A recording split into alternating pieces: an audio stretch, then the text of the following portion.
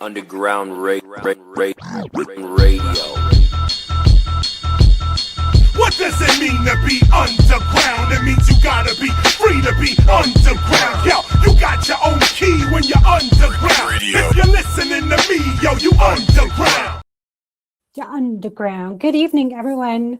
Welcome to Connected with Cari here on JESSTV, JESSFM Underground Radio C, of course, obviously.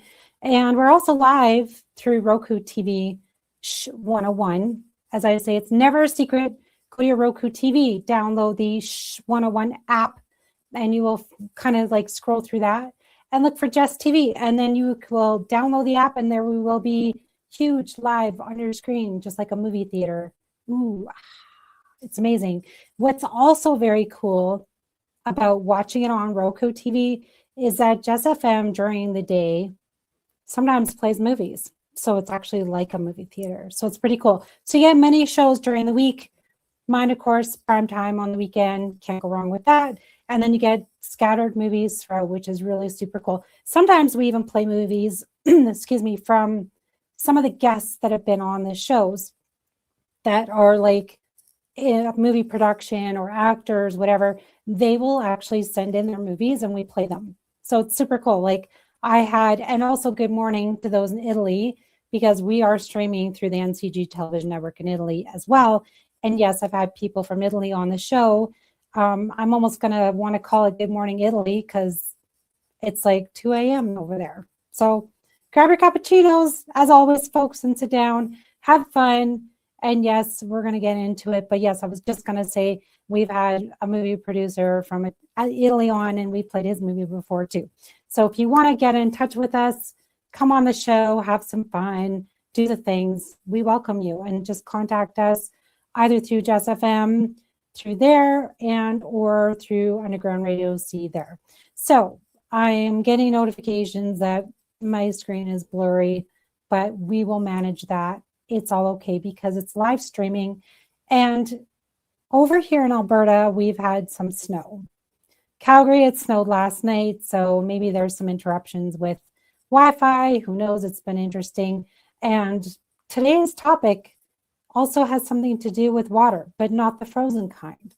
It has to do with more of the liquidy kind. And if you didn't read the post and you didn't know who's coming on this evening, I have a very interesting guest who has also won, as you know, I've won Canadian Choice Awards 3 years in a row. My guest has also won Canadian Choice Awards. And I thought it would be kind of nice to have a fellow award winner on to be able to discuss their business, because I don't think some Canadian businesses give enough recognition for the work that we put in. That's also why we're award winners, is because we're doing things behind the scenes that maybe no one really recognizes.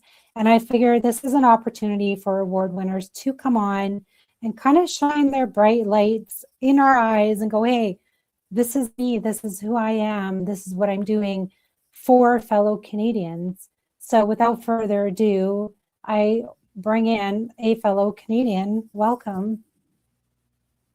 Hey. Well, that was quite the introduction. Rob, how are you? I am very well, thank you. And I like to think that I'm on here because I am the promise of summer to come. For those who don't know who I am, my name is Rob. I am involved in swimming pools. I've been in swimming pools for about 30 years now. As my host has mentioned, we have won awards for the companies. I've won them personally. And we just like to share this information with people. So the neat thing about some of my awards is that they are awards that are given in the USA. So as a Canadian being recognized by USA awards people, I like to think, hey, you know, I must be doing something right. That's amazing, because I don't have any US awards. But you need to get into maybe one pool. day get a swimming pool. Okay, we're going to swim backwards for a moment, because I would really love for you to tell us a bit about, I mean, you did your introduction, yes. However, what was the kind of like that moment where you thought you wanted to do this, be in this industry and work with, I don't know, did you want to just work with water? Do you love pools? What was the, okay, I want to actually do this as a career? And I just want to stick you on a solo screen because you deserve the spotlight. So take it away. Well, the nice thing about the swimming pool industry is that I'm in the residential stuff. I'm not in the commercial stuff. Residential swimming pool stuff is essentially not regulated. So what that means is that even though we try and make sure that we follow those same guidelines as the commercial stuff, it's not enforceable. Like, we don't have the health department coming into our personal backyards and saying, hey, listen, you know, like, this is off, this is right, this is wrong. Now, when I got into swimming pools, I've done a lot of things over my career. I'm a licensed carpenter. I drove tractor trailer in the US for 10 years or 12 years or something like that. And that's actually the catalyst that brought me into this, because I had a tractor trailer. A friend of mine who builds swimming pools here in Ottawa, I've known him since we moved out to where I am, just outside of Ottawa. And with the transport driving, I actually busted up my shoulder, and I was on insurance, like a disability insurance. And he phoned me up and he said, hey, do you want to make some money, or do you want to just sit there on the couch watching Maury Povich? And I was like, well, if those are my only two options, I'd rather make the money. So I bought a tanker so that I could haul water for swimming pools, and that's how it really all started. For the most part, my season was like extremely short, because when he started building pools in May, they didn't start to get filled till June, and then he was done in August. So I had a very, very short window with the truck delivering water to try and make enough money. And as you know, to make a year's worth of income in 4 months is very tough. But it happened. And that's why I said, hey, you know what? This is actually for an industry where you don't need a high level of certification. You don't need a high level of education. There's no master's, no MBA, there's none of that stuff, right?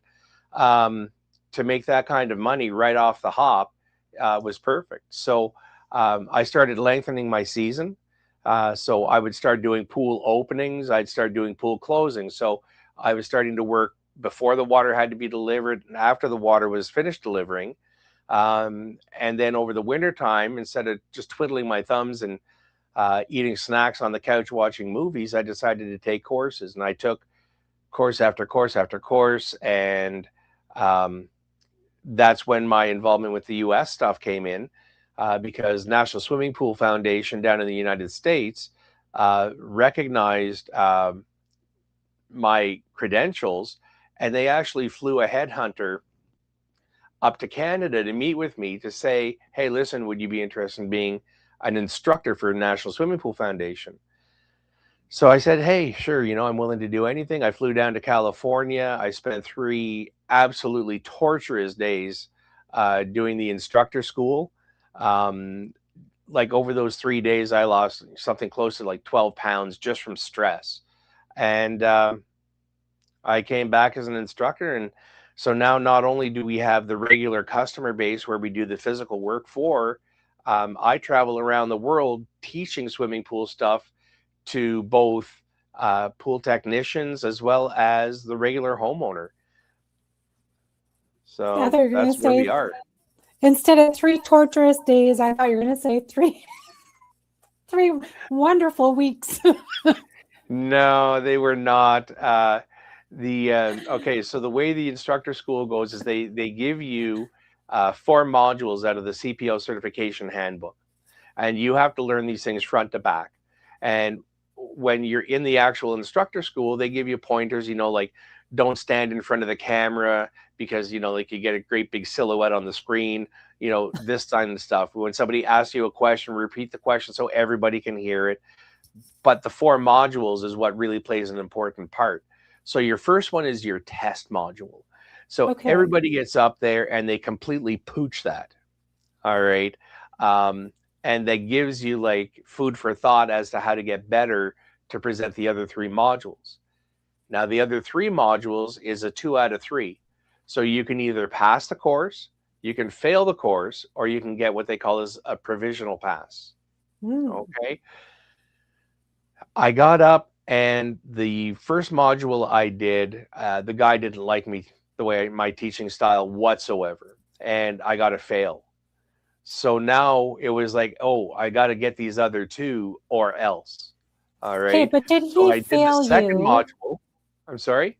Just wait. Did he fail you because he didn't like it, or you just didn't get it across properly? What Well, was I mean, the... I stood in front of the camera. I had it partially blocked, twice. And so for him, it's like X, Okay. and It wasn't like a personal, like... no, it wasn't a personal thing. No, it Okay. wasn't. No, it was nothing like that. They don't get emotional over it. But he just didn't like, the fact that I was standing in front of the camera. I was maybe a little soft on some of the material. I mean, it was a long time ago, so I mean, I don't really remember why he didn't like it, but I got an X on the first one. The second one I got up and I absolutely nailed. So that was perfect. And then my last module, I had this little older lady from Tennessee. She had the sweetest accent on her. I mean, she was as sweet as peach cobbler. I mean, absolutely sweet as a button. Oh. The guy who got up before me, he said one of the wrong things and she exploded. And it's like, oh my goodness, I mean, this is horrible because she's my make or break, right? Because if I got a provisional, what that means is that you have to have somebody from the education committee fly up to Canada and sit in on one of your classes to see whether you're doing a good job or not. Well, you have to bear the cost of the flight, the accommodation, the meals. I mean, it's basically carte blanche for them. So, I mean, if they want to fly in on a private jet, you're paying the private jet. I mean, it was that crazy. So I was, in brick mode, right? Wondering, is this going to work? And then when she reamed at this other guy, I was like, ooh, positive spin downwards. But I got up there. I did my module presentation. She tried to stump me like she was stumping everybody else. And I managed to get through it. She gave me the pass. And here I am, Rob, the instructor. Rob, the instructor. Oh. Rob, the instructor. Yeah. Take us through. Okay, so now you're the instructor. What would be like the next step after for an instructor? Do you get to, like you're saying, you get to fly all over the world if you wanted to and teach. So what are these, like, what are you teaching when you go to an individual place? Okay, so there's a whole bunch of different courses that I actually am certified to instruct. The main one that I do quite often is the Certified Pool and Spa Operator. So in Canada, that's the course that you need to have in order to operate a commercial facility, which is why that's the major course. It's a major course through all of North America, and it's also taught in 135 countries around the world, which is what has afforded me the opportunity to be able to travel around. This particular course has been around for over 50 years now, and it's very, very well known in the swimming pool industry. And as I say, meets the criteria needed to operate a commercial facility.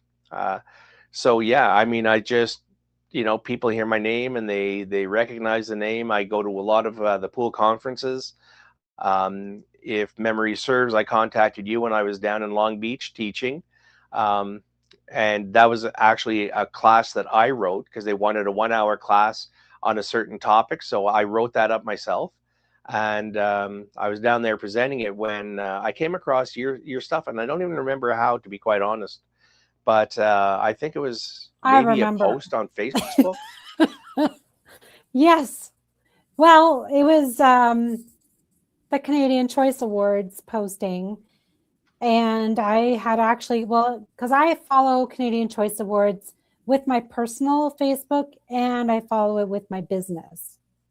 Gotcha. So that so that it's continuously coming up and I know who's going, because sometimes the owners will comment on it, but it won't show their business. And sometimes a business will comment and do things, but I won't know who the owner is. So Fair there's enough.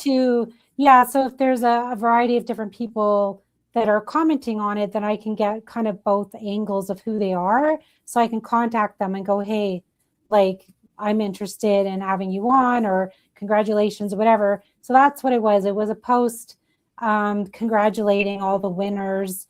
And then I had said, that I would welcome those coming on to the show because, again, I wanted to highlight the Canadian businesses coming on and congratulate them kind of in person, going, hey, like, congratulations on what you're doing, and to share the stories, like, what are you doing? Why did you decide to do this business? And how is it helping our Canadian economy and things like that? So, yeah, and I kind of said, well, you mentioned, I would probably like to come on. And I said something about like, it would be a challenge or something about a challenge to have businesses on, and you said challenge accepted or something.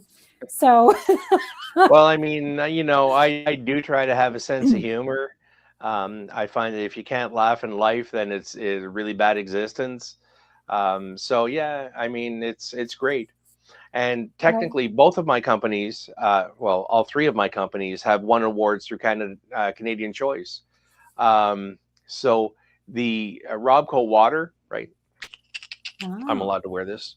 The Robco Water Company, we balance about 14 million liters of water, swimming pool water every week. And we only do residential. We don't do any commercial stuff. All right. Strictly residential. So we have a customer base of around 300. And most of our people have been with us like 8 years plus. It's ridiculous. So, that's why we have the voting base. People are really happy with our company, and we have that support, which is appreciated. And then, like I say, with Aquatic Facility Training Ottawa, and I don't know what people are seeing on the screen, but over here in the little corner up here. Well, if I put you on solo screen, then the awards will show up on the side, but in this angle, so Aquatic Facility Training is where I go off and I do the training. So one of the big things I do through Aquatic Facility Training Ottawa is I teach for resorts in the Caribbean. So when you guys go down to the Caribbean and the pools are all nice and sexy, you're welcome. You're welcome. But, honest to goodness, though, I am that pool nerd. When I go down to these places, I always pack 2 of the small sackets of the pool of chlorine shock. I bring down test strips, the whole 9 yards, right? They don't keep them at resorts, like they don't have their own. They don't provide it for you. No, I would think that it would. No, I don't tell them I'm doing that stuff. They get really ornery when you do. Like when they see me testing the water, they get really ugly about it, right? And then it's like, yeah, it's okay. I know what I'm doing. So. Just a random guy shows up in beach shorts and just pulls out his little tester and dips up the water. Well, Rob has a very weird sleeping style, so I'm normally up at like 4 o'clock in the morning. So I'm putting around when the only other people out there are going to be the pool guys and spa guys and stuff like that. So, yeah. You hop right in and you're like, okay, yeah, chlorine's okay. There's no rash on my arm. No, I've got to be honest with you. I think the last time I was actually in a resort swimming pool was 2017, something like that. So that's hard to believe. You were just down in St. Lucia, no?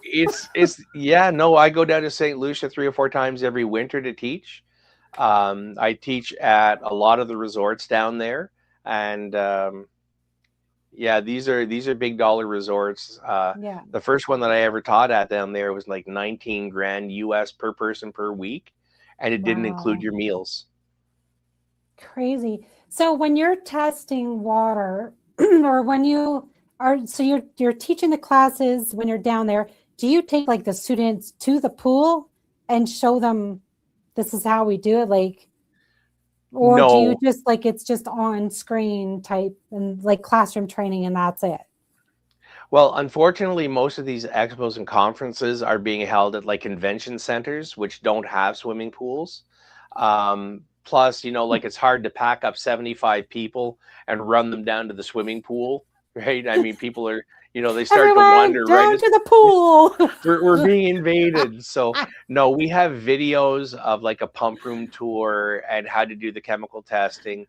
There are some things that I like to do in person. Like when we talk about aeration of water, I carry a little aeration machine. I carry a hydrogen generator to show how chlorine is manufactured from salt. Some of the little things I can kind of squeeze into my luggage, I'll bring Yeah. that along. But Oh, but again, you got to remember when you've got a little jar like this and you've got a room that's like 50 feet long, the people at the back are not going to see it. So you're sort of kind of only catering to the front row. well, you could probably use like a camera, like a webcam, and feed it into the screen. I probably could, but like flying is Maybe. expensive as it is. Air Canada now charges for your first bag. So, to carry a second and a third bag just with miscellaneous stuff is not really cost effective. But Yeah, like I say, we get the point across with the videos that we have on file. that's And good. no, I have a very high passing rate. I'm somewhere in the mid 90s, and usually when people pass the course, they have a very good marks. So Nice. so I'm doing something right. I'm either getting Yeah. like the only smartest people, right, or the teaching is getting through on a level that people can understand. Well, I think it's also very important when you're teaching that there's so many different learning styles of people, right? You get the visual learners, the hands-on learners, just the listening learners, things like that. So as most people know, or teachers know, they do a variety of things so that the point does get across. So you probably hit the nail on the head every single time you teach, and you can get it through all of your students. So that's probably why you're getting Well, good I mean, marks. you're 100% right. I mean, there are different types of students. Okay, so we have the young kids that are like eager beavers and they want to prove that they can be the best right out of the gate. We have the older people who, like I had one in my last class. He's like, "Oh, I got back from vacation. They just tossed his book in my lap and said, by the way, you're on course Monday, Tuesday." And it's like, he says, "I'm too old for this." He said, "I'd rather quit my job than learn how to do a swimming pool." It's like, like, I'll work with you, but I mean, with that attitude, right, it's not going to work out so great. Yeah. And then you have people who have a job where they need this certification to keep it, and you have other people who want to have something to put on their resume to apply for that job.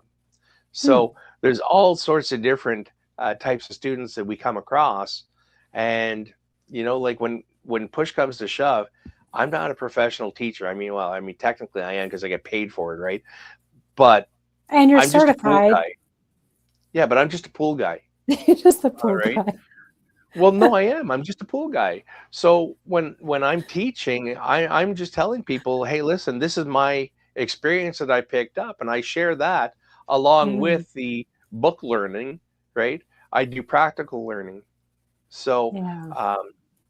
like I try and explain things so that, people don't have to figure it out, because it took me years to figure some of this stuff out, right? Yeah. And then just recently, I started doing this kind of thing for the average homeowner, because I have people coming up to me all the time. It's like, oh, I'm losing my mind. My pool is always green. My water is always crap. And we can't enjoy our swimming pool even though we spent $70,000 to drop it in the backyard. And it's like, well, there's no need for that, right? Yeah. So I've developed like a homeowner, like a pool 101. And it's open to everybody. I mean, there's no geofence, right? Anybody anywhere can take the course because it's online. It's basically 1 hour on Zoom, because I use Zoom.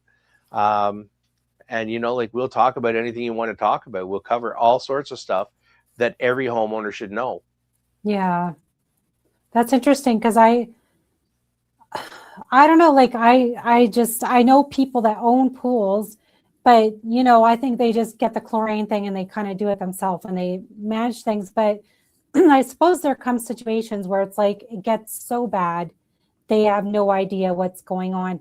Do you find that for the most part, is it the chemical reactions or is it the water? What has been like the biggest issue that people encounter? Pool stores. Because you have to remember, these pool stores are very slow during the season, right? Or during the off season. And they hire young kids for the busy summer months. And, even though I do training for just about everybody, I haven't seen any of the pool stores in Ottawa sending people for the course, which means that they're training them in-house. So what happens is you have this kid who really doesn't know anything. They're just told 5 drops of this, 5 drops of this, and then tell them what the computer says. But if you don't understand what the computer is printing out, you're not going to get those results. All right.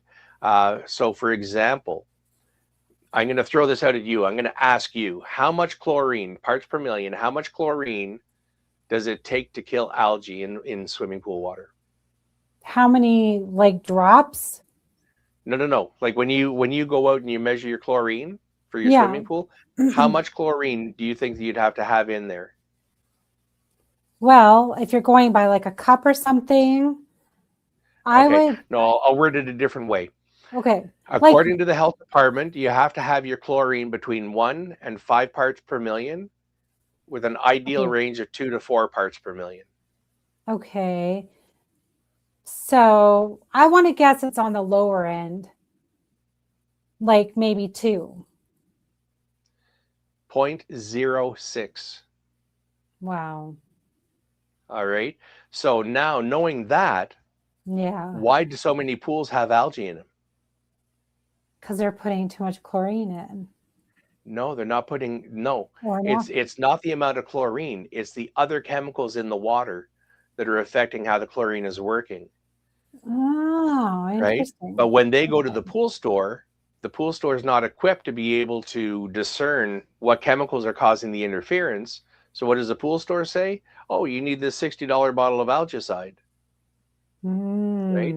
So the homeowner buys the bottle of algicide because, the clouds parted, the sun came out, and, they run out there and the bottle says, according to the size of your pool, you're going to need 200 milliliters. Yeah. And it's like, well, I'm going to put in 500 because if a little bit is good, a lot is going to be better, right? The whole bottle. This is what people do, right? And then it starts to clear up and then it goes green again, right? So they buy another bottle. Oh my goodness. Even though the algicide does work, if your chemicals are not balanced properly, then you're going to have that problem. So you have to remember too, algae isn't the problem in the swimming pool. Algae is the symptom. So until you correct the problem, you're always going to have the symptom.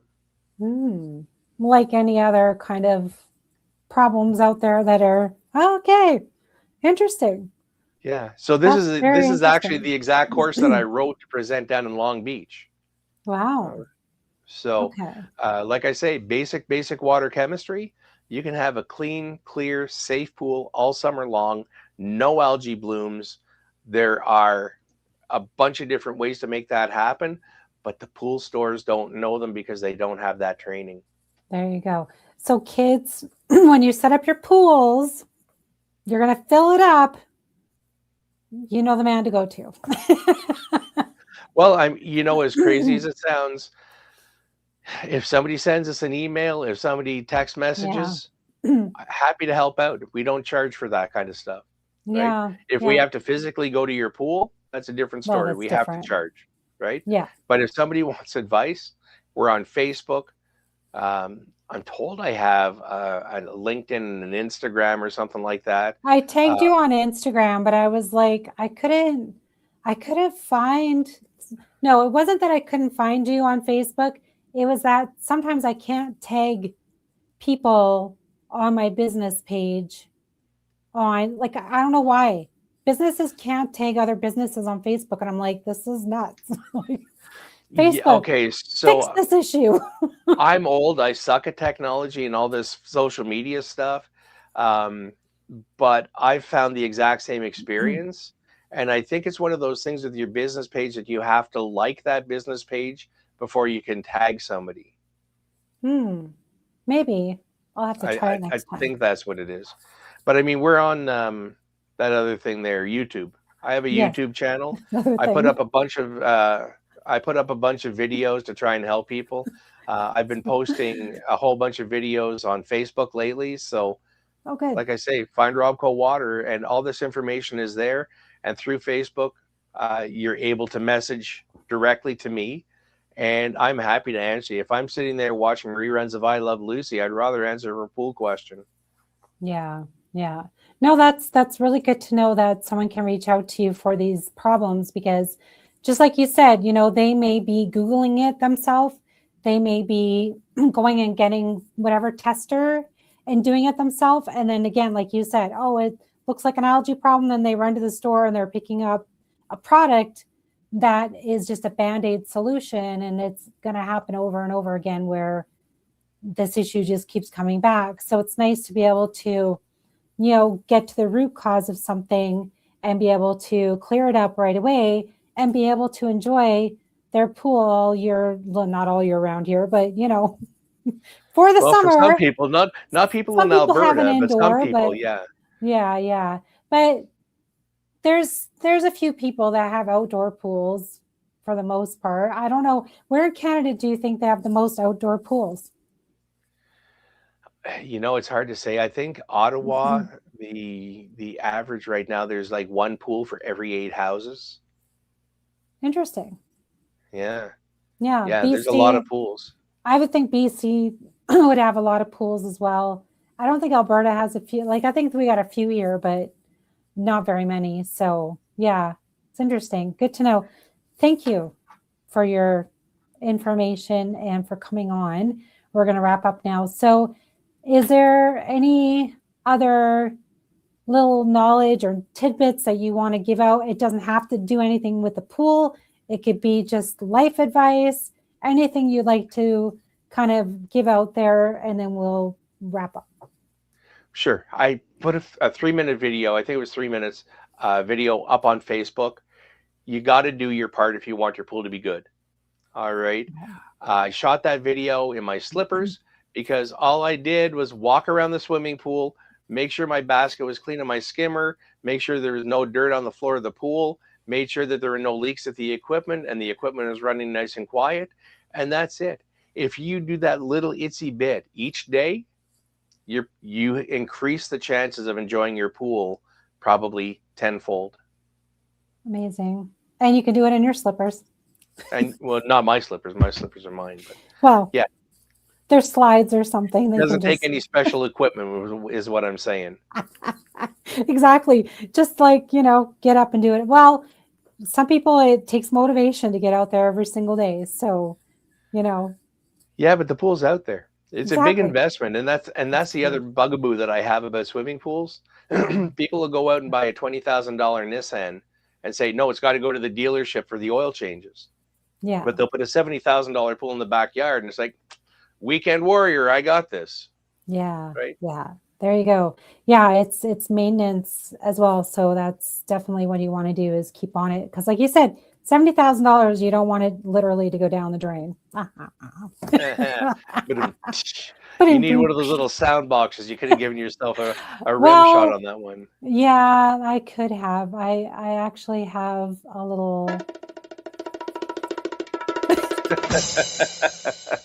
There you go. There we go. There you go.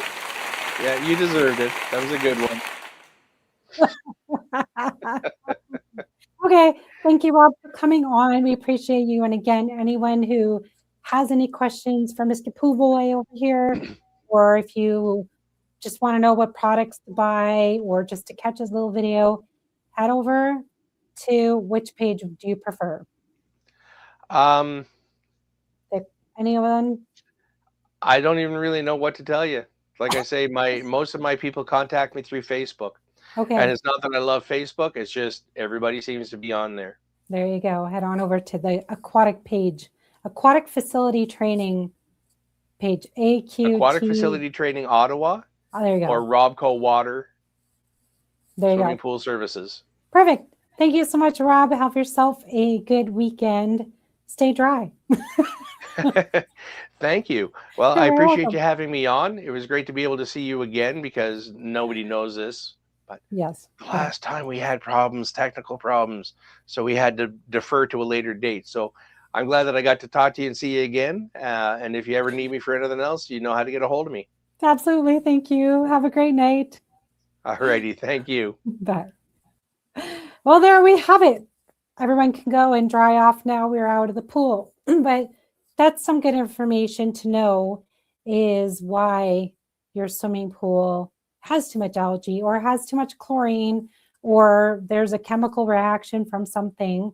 Now you know who you can go to and contact. And no, don't necessarily run to the local pool store or Google, because sometimes they may not have the proper information there. So you can go right to a source and then have it right at your fingertips, right there, instead of Googling and trying to go through all these articles and trying to figure things out. So it's perfect, right at your fingertips. So anyone, good luck with your pools this summer. You know where to go. You can set them up right as well. Alberta, you're going to probably have to wait till after May long weekend to set yours up, because the snow, hopefully it's going to melt and go into your pool, maybe help it fill a little bit. Who knows? But with that, hope you guys have a great weekend. Thank you for tuning in.